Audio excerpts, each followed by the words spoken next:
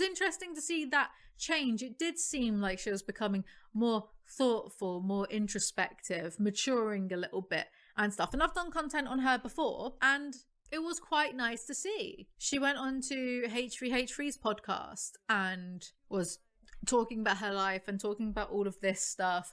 And back when I used to do more drama content, she did the MTV series. She got so much backlash that she went on this this self-proclaimed journey of discovery, maturity and growth, where it did seem like she was talking about how much she'd grown and changed and matured, but I swear she's been doing that since she first started getting in trouble on YouTube, to be honest. And it did actually seem like she had matured and grown, and it was quite, what's the expression? Fool me once, shame on me. Fool me twice, shame on you. There's an old saying in Tennessee, I know it's in Texas, probably in Tennessee, that says, fool me once, shame on you. If fool me, we can't get fooled again. So it was interesting to observe from afar, right? And I thought, oh, this is some good changes being made. That's quite nice, actually. iDubbbz apologised to her. She took that graciously, but she was a bit too like self-flagellating for my liking. She was a bit too, well, it helped me grow and it helped me change. And I feel that Tana Mongeau is very good at saying the right things. She's changed in that she's gotten very good at knowing what to say to get public approval or incite a bit of sympathy when it comes to this kind of stuff. So in the past few weeks, here's what's gone on, right? First, there was this situation with this model where she tried to hit on the model's boyfriend via Instagram, and then the model reacted badly to that, and then it all got taken public, and each of them were showing each other's DMs or whatever. But here's the thing. Tana's 25 now, and it's not cute to act like this anymore. You can't be acting like this anymore when you're 25, right? Because she texted the model saying something like, blah, blah, blah, blah, die. But you know that you're a public figure, so like you can't be telling people to die in DMs. So impulsive, which of course she is. She's got ADHD, I've got ADHD, but like you need some constraint, mate. So firstly, there was that. Then there was a bit of a thing with the Sidemen. I don't really care about that, to be honest. And then she went to France. She put up a podcast about it. Tana got in a fist fight in France. Everybody's favorite. It's practically tradition at this point, but I'm ruining my career tonight. That's right. You can say that again. Not really. She's like a cockroach. She's never going to go away. And I'm allowed to say that because she says that, okay? I'm not being offensive. Oh, they love you, I'm Tana. getting so beyond canceled tonight. I'm going to kill myself in front of all of you. Wait, whoa. I can say that anywhere. I can You say should it not here. say that next to Logan. He'll Hey film guys, it. let's not make any suicide jokes today, okay? Now, here's the thing. I've been a long time watcher of Tana, and sober, she's very quick. She's very quick-witted. Underratedly so, I will say that, because all of her controversies overshadow her wit. But when she's drunk, she's just obnoxious and can't, and is incapable of reading a room. Oh, Jeff, he made a dark joke then, but it was funny and it could have like brought it back a bit. But now I know that she's just going to start yelling. Oh, fuck. Please. I forgot about the forest. Why is she making that face? Don't say it. Don't say it. You need to get some more Botox if you can make that face. I'm sorry, Tana. From one Botox to another. Mike was supposed to be here, by the way, but I think Logan pulled the plug on that. Thank God Mike Malek wasn't there. I'm sorry. No, I'm not even sorry. What the hell is even that? She's also loud, brash, and opinionated. I know the term perfect victim has been thrown around here, but that's kind of what this case is. She's not a demure woman whose innocence was stolen. She's Tana Mongeau, so people are so much more flippant with it than they would be with...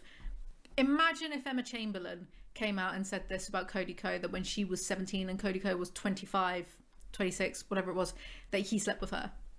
It would be a completely different outcry and story. Thing that was actually really heartbreaking to me and kind of crazy to me is after it started going viral, like seeing so many people like not believing me and being like, it's Tana, so who cares? It's this. And then I just started to feel bad for so many other girls who maybe look up to me and want to speak their truth, and then see the way people like just don't believe people and like if Critical and Britney and all the other chronically online people are flabbergasted to hear this, wait till they hear about how Jason Nash like cornered her in a changing room when she was 18 and he was in his big 40s and tried to kiss her. Or wait till you hear about how there was apparently someone else who slept with her when she was 17 and they were a bit older. It's all online for people to find. I just don't feel comfortable saying the name of that because I'm not sure how publicised it is. God, am I a hypocrite? No, it's the men who are wrong.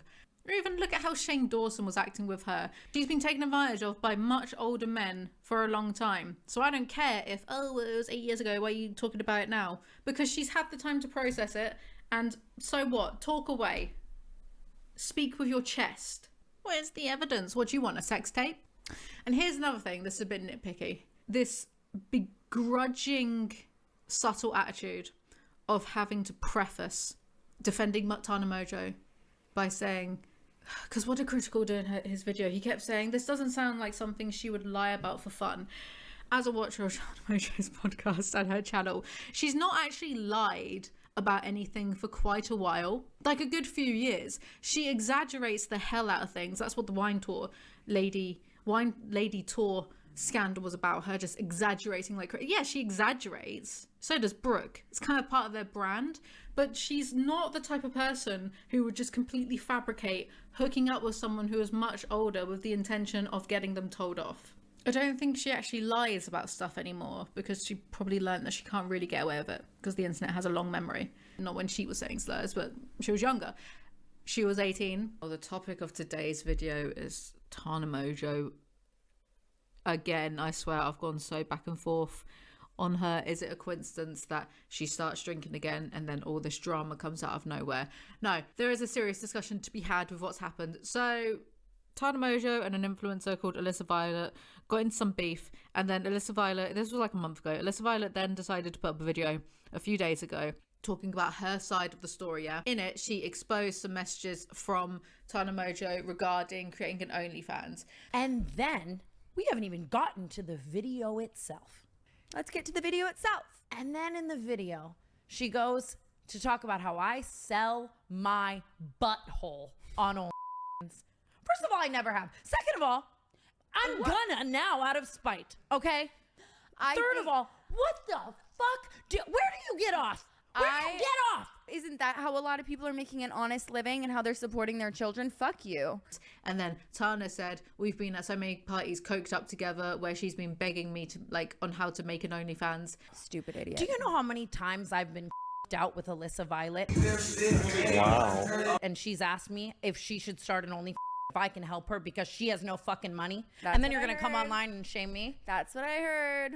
You know how many times I've literally, the last time I was with her was at Barlease. Like, and she's fucking jaw swinging, asking me about fans. You wanted to do it. You're just mad because you wouldn't succeed at it because you fucking flopped. Alyssa then in her video showed some screenshots of her messages with Tana Mojo. Anyway, here are the text messages. So, Tana, tell me your thoughts on OnlyFans. Alyssa, there's no amount of money in the world. Tana, ha ha ha. Respect it, had to ask. Alyssa, why? I was going to pitch you making a bag. How? To make an OnlyFans? Yes, you'd make multi-millions, no question, and show nothing. The second I announced that I made an OnlyFans, even if I posted pictures of my dogs, everyone would assume the worst without seeing what I'm posting. Then the people who purchased the thing would feel scammed and start a controversy, can't win.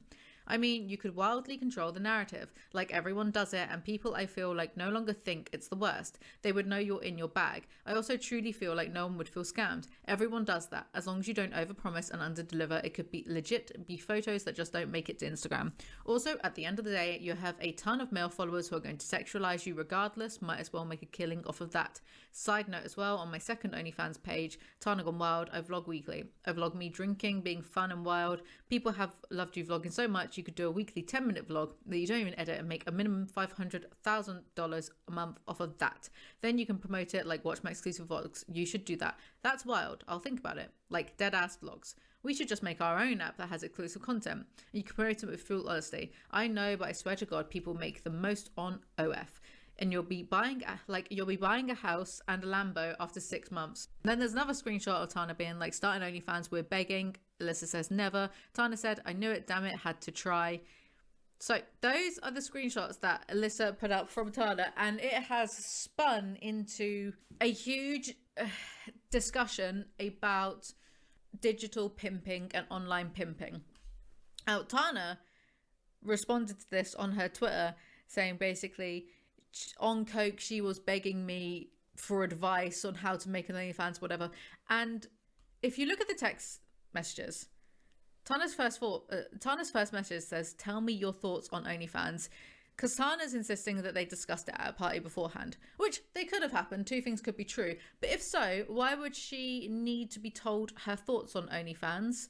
I don't think she actually lies about stuff anymore, because she probably learned that she can't really get away with it because the internet has a long memory.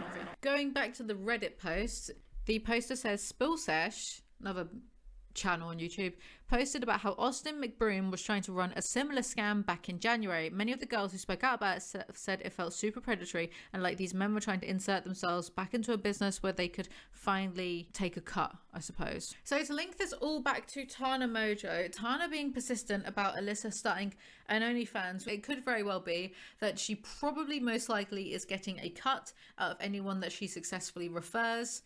I don't see why not, because that's a common enough business model, right? Sign up someone with your link and get like 10% off your next ride or whatever it is.